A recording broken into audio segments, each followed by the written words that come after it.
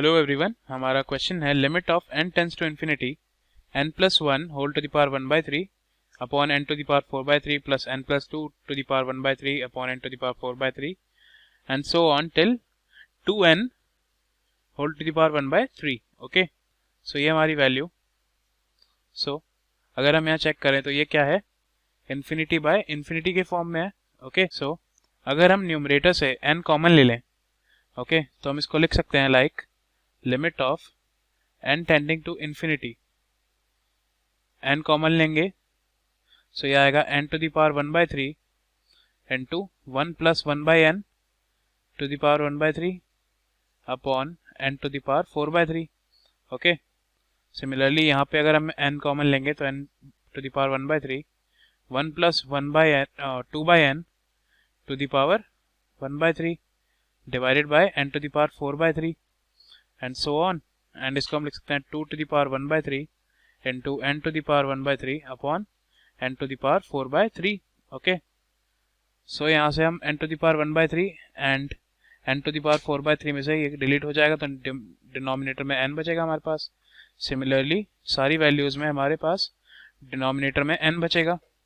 सो यहाँ से हमारे जो रिजल्टिंग इक्वेशन है वो है limit n tends to infinity 1 plus 1/n whole to the power 1/3 upon n plus 1 plus 2/n whole to the power 1/3 upon n and so on till 2 to the power 1/3 upon n। Okay, now अगर इन सब में हम यहाँ check करें value put करके, okay, so हमारे पास क्या आएगा, हमारे पास आएगा in the form of k by infinity, जहाँ k को भी टर्म है real number, okay, finite number है, सो ये क्या होगा हमेशा इक्वल टू 0।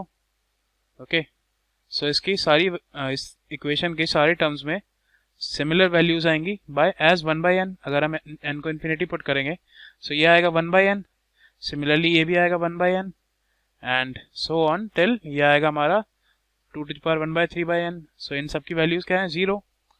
सो हम यहाँ से कह सकते हैं दैट हमारा जो ये लिमिट है इसकी पूरी वैल्यू आएगी एज 0। ओके, सो हमारा जो फाइनल आंसर है वो है 0 and this is our final answer. Thank you.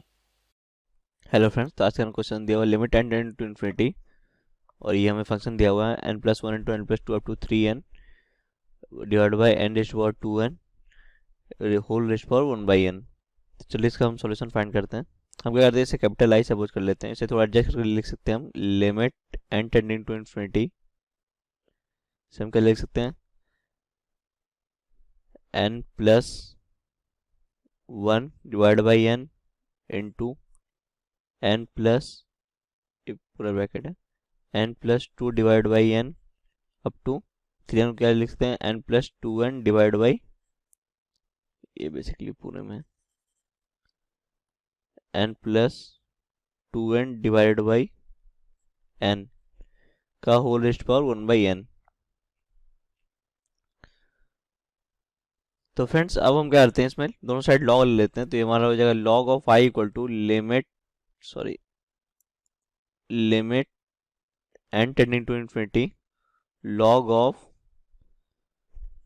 n plus 1/n n plus 2/n dot dot dot up टू n plus 2n divide by n का रेस्ट पावर होल 1/n। तो ये जगह log of i equal to limit n tending to infinity 1/n को हम बाहर कर सकते हैं, तो ये हो जाएगा log of n plus 1/n plus log of n plus 2/n plus dot dot dot up to log of n plus 2n divide by n divide by क्या हो जाएगा, ये n हो जाएगा। तो ये हम अगेन इसे क्या लिखते हैं log of i equal to limit n tending to infinity, ये हमारा हो जाएगा log of 1 plus 1/n plus log of 1 plus 2/n plus dot dot dot up to log of 1 plus 2n by n divide by क्या हो जाएगा, n हो जाएगा। तो इसे हम क्या करते हैं समेशन में कर देते हैं, समेशन के फॉर्म में, तो ये जगह log of i equal to limit n tending to infinity, ये हो जाएगा हमारा summation k equal to 1 to 2n log of 1 plus k by n divide by क्या हो जाएगा, ये सॉरी ये हो जाएगा इंटू 1 बाई n। अब फ्रेंड्स आप देख सकते हैं हम यहाँ पे n टेंडिंग टू इन्फिनिटी है, यानी 1 बाई n को हम dt से रिप्लेस कर सकते हैं, क्योंकि dt बहुत छोटी वैल्यू होती है और लिमिट 1 बाई n में अगर n टेंडिंग टू इन्फिनिटी कर दे तो वो भी एक छोटी वैल्यू हो जाएगी। और हम क्या करते हैं k बाई n को x से replace sorry k by n को t से रिप्लेस कर देते हैं और समेशन के साइन को इंटीग्रल के साइन से रिप्लेस कर देते हैं। तो जब हम k बाई n को t से रिप्लेस करेंगे तो k की वैल्यू जब 1 होगी तो t क्या हो जाएगा हमारा 1 बाई n, और limit n tending to infinity में ये वैल्यू क्या हो जाएगी 0, और जब k की वैल्यू 2n होगी तो t क्या हो जाएगा 2n बाई n, तो ये हो जाएगा 2 एंड n से ये इंडिपेंडेंट हो जाएगा, इसलिए इन्फिनिटी को इफेक्ट नहीं पड़ेगा। तो चलिए अब हम सीधे log ऑफ i को अब हम क्या लिख सकते हैं, log ऑफ i को हम लिख सकते हैं limit 0 to 2 log of 1 plus t into dt।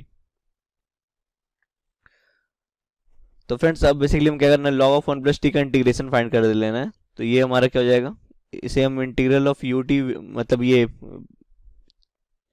चलिए मैं आपको एक फॉर्मूला बता देता हूँ। Integral of ut into v जब होता है तो हम इसे क्या लिखते हैं, इसे हम लिखते हैं ut को बाहर कर लेते हैं, integral of v dt minus sorry ये dt यहाँ पे छूट गया, dt minus integral of u dash t into integral of v dt into dt। तो फ्रेंड्स हम क्या कर सकते हैं, इसे 1 into log of 1 plus t कर सकते हैं। सपोज इसे हम क्या करते हैं ut सपोज कर लेते हैं, इसे हम vt सपोज कर लेते हैं, क्योंकि हमें लॉग ऑफ 1 प्लस टी का इंटीग्रेशन करना आसान नहीं है लेकिन 1 का इंटीग्रेशन करना आसान है। तो ये हमारा क्या हो जाएगा, log of i equal to log of 1 plus t बाहर आ जाएगा, लॉग ऑफ 1 प्लस टी बाहर आ जाएगा, और ये 1 का इंटीग्रेशन हो जाएगा तो ये हो जाएगा t लिमिट कहाँ से कहाँ तक 0 टू 2 तक minus integral from 0 to 2 u dash t, यानी 1 plus t log of 1 plus t का डिफरेंशिएशन क्या हो जाएगा 1 बाई 1 प्लस टी, एंड 1 का इंटीग्रेशन क्या हो जाएगा, ये t हो जाएगा dt। तो चलिए ये क्या हो गया, log of i equal to limit put कर देते हैं तो ये क्या हो जाएगा log of 1 plus 2 3 into 2 minus क्या हो जाएगा log, देखिए ये क्या हो जाएगा सीधा ये 0 हो जाएगा। तो ये तो हमारा पहला वाला पार्ट का हो गया। सेकेंड वाले पार्ट में अब हमें integration of t by 1 plus t का करना है, तो इसे हम क्या करते हैं थोड़ा एडजस्ट कर देते हैं, इसे हम क्या लिख सकते हैं t plus 1 by T plus 1 ये माइनस 1 हो जाएगा dt। तो ये हमारा क्या हो जाएगा 2 इंटू लॉग ऑफ 3 माइनस, अब इसे हम क्या लिख सकते हैं इंटीग्रेशन फ्रॉम 0 टू 2, इसे लिख सकते हैं 1 minus 1 by T plus 1 dt। तो ये हमारा क्या गया 2 इंटू लॉग ऑफ 3 माइनस ये क्या हो जाएगा हमारा t minus log of sorry t minus log of t plus 1 का इंटीग्रेशन फ्रॉम 0 टू 2। तो ये क्या हो जाएगा हमारा 2 into log of 3 minus 2 minus log 3 minus ये क्या हो जाएगा 0, क्योंकि t के वैल्यू 0 हो जाएगी और log 1 की वैल्यू यहाँ पे क्या हो जाएगी 0 हो जाएगी। तो ये हमारा क्या आ जाएगा, ये हमारा बेसिकली आ जाएगा ये 2 log 3 प्लस log 3 ये हो जाएगा 3 log 3, तो इसको हम सीधा लिख सकते हैं 27 log मतलब 3 रेज़ पावर q जिसकी वैल्यू हो जाएगी 27 माइनस 2। अब इसे क्या लिख सकते हैं log ऑफ e लिख सकते हैं, क्योंकि log ऑफ e की वैल्यू क्या होती है 1 होती है। तो ये हमारा क्या हो जाएगा log of 27 minus log of e square. तो ये हमारा बेसिकली क्या हो गया log a minus log b क्या होता है log of a by b होता है। तो ये क्या हो गया log of 27 by e square, और ये हमारी क्या आ जाएगी log ऑफ i की वैल्यू। तो अब हम क्या करते हैं दोनों साइड log हटाते हैं तो हमारा i फाइनली क्या आ जाएगा 27 बाई e स्क्वायर। तो ये हमारा क्या हो जाएगा आंसर हो जाएगा। चलिए हम देखते हैं हमारा कौन सा ऑप्शन सही है। तो हमारा जो ऑप्शन सही हो जाएगा वो कौन सा सही है, ऑप्शन बी सही हो जाएगा। Thank you. In this question, we are given that limit n tending to infinity 1 to the power a plus 2 to the power a up to n to the power a divided by n plus 1 to the power a minus 1 multiplied by na plus 1 plus na plus 2 till na plus n is equals to 1 by 60. Then we have to find the possible values of a. Let this limit be L. So we can write L as limit n tending to infinity 1 to the power a plus 2 to the power a plus last is n to the power a whole divided by, here take n common, we get n to the power a minus 1 multiplied by 1 plus 1 by n to the power a minus 1, and in this bracket term, now in this bracket take n common, we get a plus 1 by n plus a plus 2 by n plus till last will be a plus n by n. So this will be equals to L is equals to limit n tending to infinity. Here in the numerator take it 1 by n to the power a, 1 to the power a plus 2 to the power a plus last term will be n to the power a divided by 1 plus 1 by n to the power a minus 1 multiplied by a plus 1 by n plus a plus 2 by n plus last will be a plus n by n. Now distribute the limits in numerator and denominator. So this will be equals to limit n tending to infinity. Now see this numerator term can be written as 1 by n into summation r going from 1 to n r by n to the power a. Here first of all divide and multiply by 1 by n in the numerator and denominator, and this is divided by limit n tending to infinity 1 plus 1 by n to the power a minus 1 multiplied by limit n tending to infinity 1 by n into summation r going from 1 to n a plus r by n. Now this can be written as, using the limit sum property of integrals, we can write this as integral 0 to 1 x to the power a dx, this numerator term, divided by, see this limit n tending to infinity, this term will be 1 to the power a minus 1, which is 1, and this can be written as integral 0 to 1 a plus x dx. So integrating this we get x to the power a plus 1 by a plus 1 from 0 to 1 divided by ax plus x square by 2 from 0 to 1. So this is equals to 1 by a plus 1 whole divided by a plus 1 by 2. So this will be equals to 2 divided by a plus 1 into 2a plus 1, and this is our value of L, and we are given the value of L is 1 by 60. So what we get is 2 by a plus 1 into 2a plus 1 is equals to 1 by 60, and this implies that a plus 1 into 2a plus 1 is equals to 120, or we can write this as 2a square minus 3a plus 1 minus 120 is equals to 0. Now factorizing this we get a minus 7 multiplied by a plus 17 by 2 is equals to 0. So from this equation what we get, either a is equals to 7 or a is equals to minus 17 by 2. So these are the two possible values of a. Now look at the options. A is equals to 7, that is option B, and minus 17 by 2, that is option D, are the two possible answers. Hello guys, हमें question given है. Question क्या हमारा, limit n tending to infinity 1 upon n plus 1 plus 1 upon n plus 2 plus up to so on plus 1 upon 6n. हमें show करना है कि log 6 के equal है.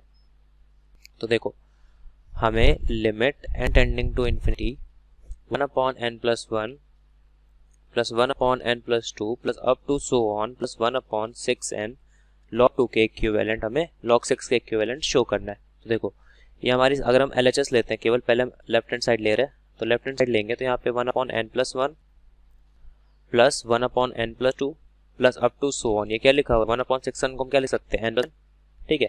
तो बेसिकली इसको हम क्या लिख सकते हैं, ये हमारी सीरीज हो गई एक limit n tendings to infinity sigma, हम एक वेरिएबल r लेते हैं, r इक्वल्स टू कहाँ से कहाँ तक है, r इक्वल्स टू 1 से लेके r इक्वल्स टू कहाँ तक है 5n तक है, और 1 अपॉन 1 ये क्या हो जाएगा n प्लस r, ठीक है, ये लिखा हुआ है. अब देखो अब इसको लिमिट एज अ सम में डेफिनेट इंटीग्रेशन में चेंज का फॉर्मूला होता है कि हम 1/n को dx में चेंज करते हैं और r/n को x में चेंज करते हैं, और ये जो लिखा हुआ है r = 1 से 5n, ये हमारी क्या होती है, लिमिट होती है। तो देखो अब हम क्या करेंगे, यहाँ से अगर हम 1/n कॉमन ले लेते हैं, 1/n हम कॉमन ले लेते हैं तो क्या बचेगा, limit n tendings to infinity sigma r = 1 to 5n, और ये 1/n कॉमन लेने पे क्या बचा, 1/1 + r/n। ठीक है, तो देखो अब इसको डिफरेंट इंटीग्रेशन में हमारा सिग्मा किस में चेंज होता है, इंटीग्रेशन में। अब लिमिट क्या हो जाएगी इसकी, अगर लिमिट लेट सपोज a से b है तो a = क्या हो जाएगा, 1/n, तो 1/∞, तो 1/∞ 0, और b = क्या हो जाएगा, 5/n, क्योंकि ये हमारा x था। तो अब यहाँ पे r बेसिकली क्या है, 5n, 5n/n = 5। तो अभी हमारे यहाँ से कितना आ जाएगा, integration of 0 to 5, 1/n dx था हमारा, और ये r/n x था, तो 1/1 + x * dx। अब 1/1 + x क्या हो जाएगा, इसका इंटीग्रेशन हमारा log 1 + x, तो log 1 + x कहाँ से कहाँ तक, 0 to 5। तो आ गया ये log 1 + 5 log 6, log 1 आएगा, log 1 0 होता है, तो ये हमारा क्या हो गया, फाइनल आंसर जो कि RHS के इक्विवेलेंट है। तो यहाँ से हमारा प्रूव हो गया। Thank you.